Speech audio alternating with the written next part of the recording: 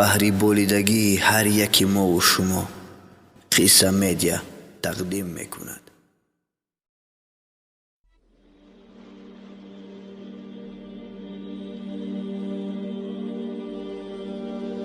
سلام و درود به پایان بهرتان پدران و مادران، برادرانی که این لحظه ما را میشنوید. بنده تصمیم گرفتم برایتان بهترین قصه را از زمان حضرت عیسی علیه السلام بهرتان پیشکش نمایم. میگوید بار حضرت عیسی علیه السلام با یک یهودی به راه دور برآمد. در نزد حضرت عیسی علیه السلام 3 نان بود و او این نانها را به آن یهودی داد و گفت این نانها را نزد خود نگاه دار. اما آن یهودی پس از کم راه گرسنه ماند و یک نان را پنهانی خورد. عیسی علیه السلام هنگام نشستن برای استراحت از اون نانها را طلب نمود. یهودی 2 نان را برآورد و به عیسی علیه السلام برگرداند. عیسی علیه السلام پرسید یک نان دیگر کجا شد؟ مگر من به تو 3 نان نداده بودم؟ نه، تو به من 2 نان داده بودی، جواب گفت یهودی. پس از مدت آنها راه خود را دوام دادند. در اثنای راه یهودی از عیسی علیه السلام بسیار معجزه های را دید که او را به حیرت گذاشته بود. و پس از هر یک معجزه حضرت عیسی علیه السلام از یهودی می پرسید از برای الله که به تو این معجزه ها را نشان داد تو با آن یک نان دیگر چه کردی؟ اما یهودی در دروغش سخت پایبند بود و می گفت تو به من 2 نان دادی. همین طور روز در اثنای راه 3 خشت طلایی یافتند.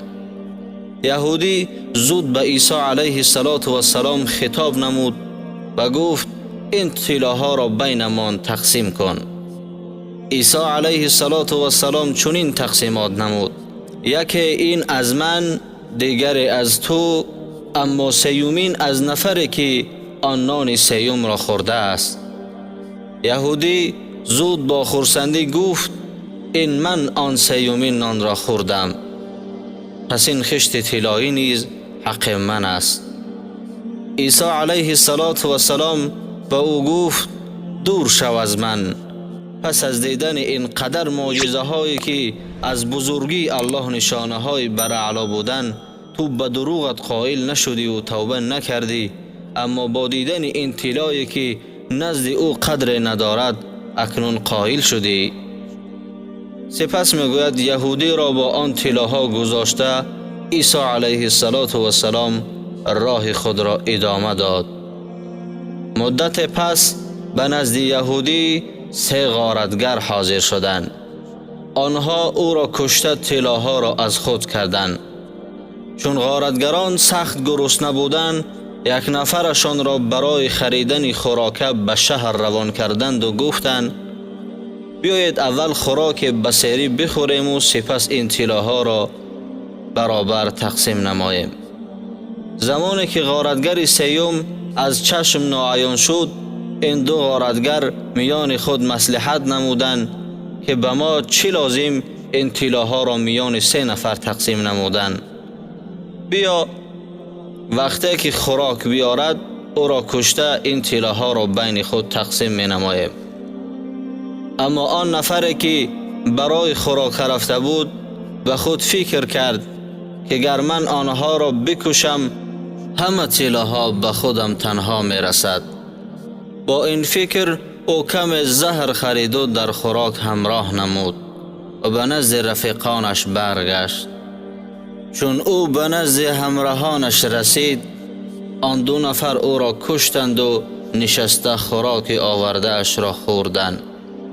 اما چون خوراک زهرآلود بود این 2 نفر نیز همانا هلاک شدند. حضرت عیسی علیه السلام هنگام برگشت جسد آنها را دید و سخت در حیرت ماند. این زمان حضرت جبرئیل علیه السلام به او از قصه بالای یهودی گذشته و چه طور هلاک شدن این سه راهزن را خبر رساند. بله دوستانم، ما از این قصه چه عبرتی گرفتیم؟ به درستی که نفرانی که سخت عاشق مال دنیا گشته به هر گونه دروغ و حیله ها روی می آرند، چون قصه بالا روز شرمنده و رسوا خواهند شد. از قصه بالا ما می بینیم که مالی که با راه دروغ و غارت دیگران به دست می آید، روز البته صاحبش را شرمنده و رسوا و هلاک خواهد ساخت. گر این دنیا موقت باشد هم در آخرت چنین نفران یک عمر در عذاب و شکنجه جهنم خواهند سوخت.